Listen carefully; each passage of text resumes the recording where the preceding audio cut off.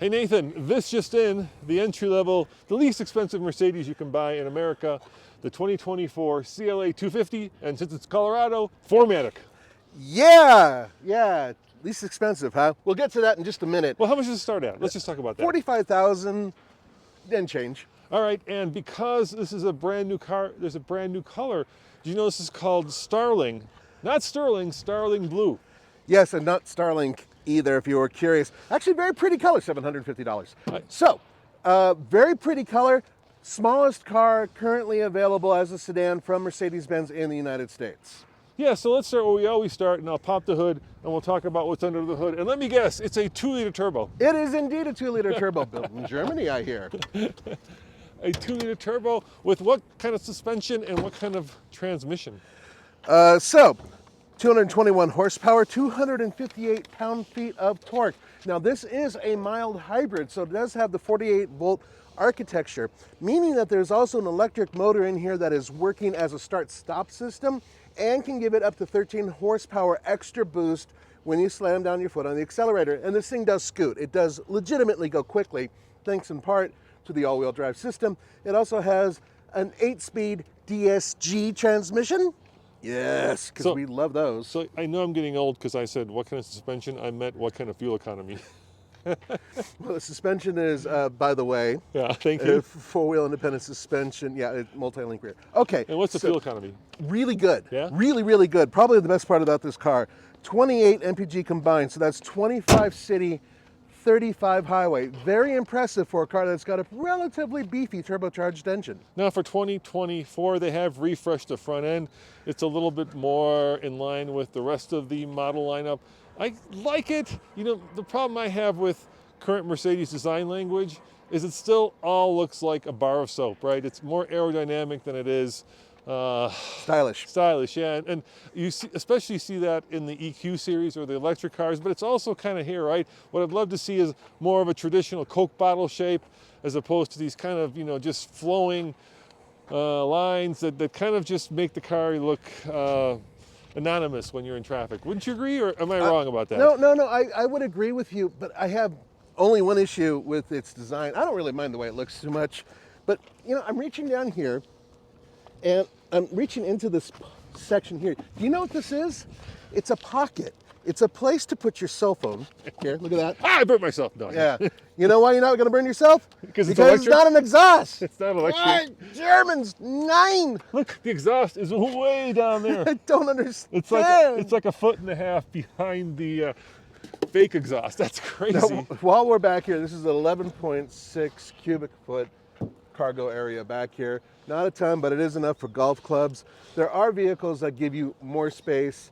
As a matter of fact, the overall size of this, the wheelbase and the length, very similar to a Honda Civic sedan. So have a look-see in here. And we'll lift that up. Space saver. No. No, not even that. You get a can of Fix-A-Flat. I'm not exactly surprised, actually, with this car. But the good news is that at least this is lined, and I believe they're not going to upcharge you for that, because they will for everything else. Well, Nathan, it is a compact sedan, right? And it competes with cars like the BMW Tier 2 Series, the Audi A3. Sure. Right? This is a small car. And we'll show you just how small it is by getting inside. So, Nathan, why don't you get in the passenger seat? Okay. I'll get in the driver's seat. But before I do that, Case, let me get in the back seat. Nice knowing you. Yeah. Let me show you how I fit. Now, you're sitting behind yourself, in essence, because you've been driving this car, right? Yes. Well, all right. I know. I'm very low roof, too. I'm so glad I don't have to go back there. Observe as the water buffalo tries to re-enter where it came from at birth. So sitting behind myself, Nathan, Probably not going to happen. So, well, if you take up the whole rear seat, then everything's fine. Oh, these are pretty rough, Nathan. They're not. They're definitely. If I'm being kind, I'm going to say sporty. Well, if you're not the driver, then you're going to be paying the price.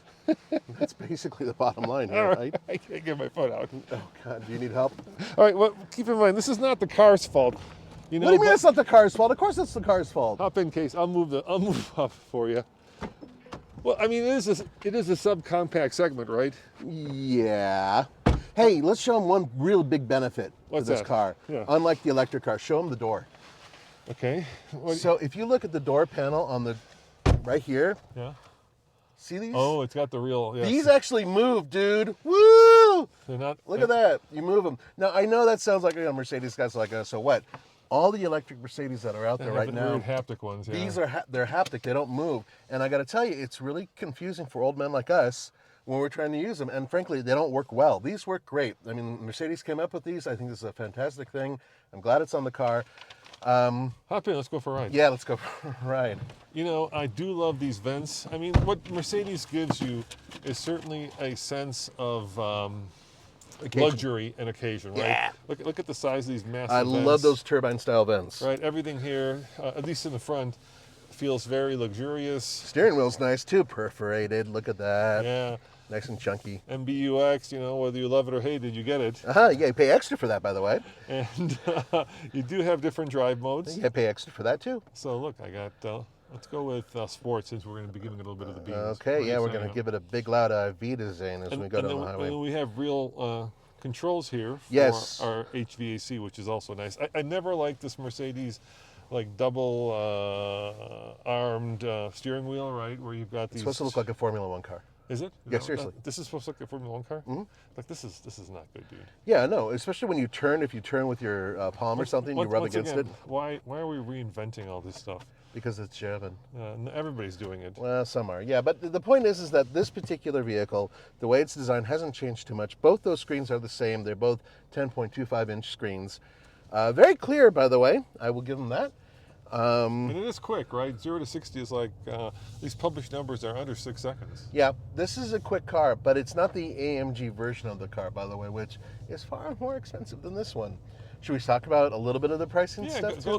Go through them. Yeah, because I'm dying to do that. So guys, I don't, my German is really bad. I don't know exactly how to say nickel and dime in German, but. Pfennig? That's penny. Yeah, so I don't know how to say and... Pfennig. Hold on, I got cars coming. I'm accelerate. Hold on. Here we go. There goes the turbo. Oh, it does shift quickly. It shifts very quick. Yeah, those shifts are like yeah. They just so when you're doing sport, the dual clutch system works fantastic. So except look at this, dude. I am like up against the steering wheel like yeah, my mom. And your hair extensions are hitting the ceiling.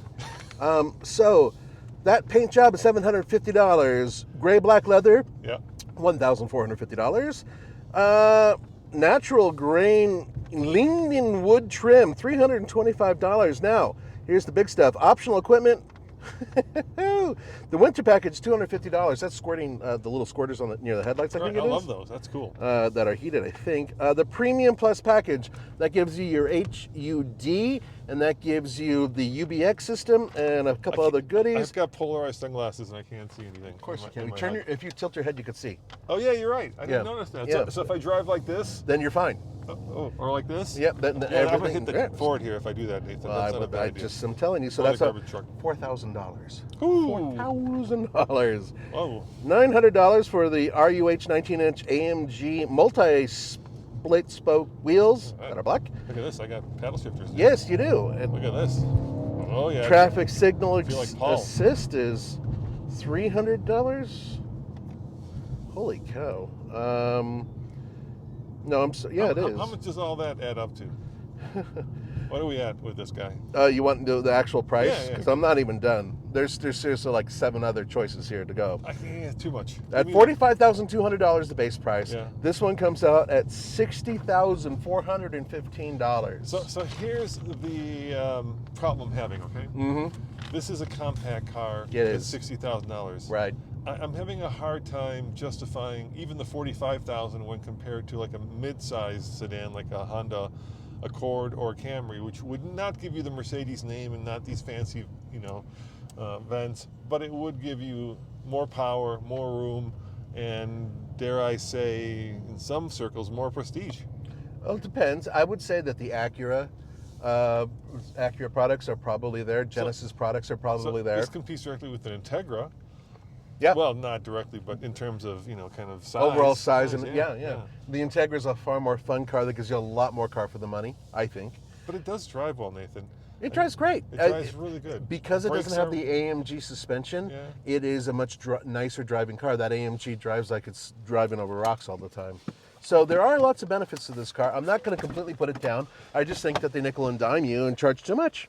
Look, here's the problem, and I think this is the problem not just with Mercedes, but with any of the entry-level luxury brands, right?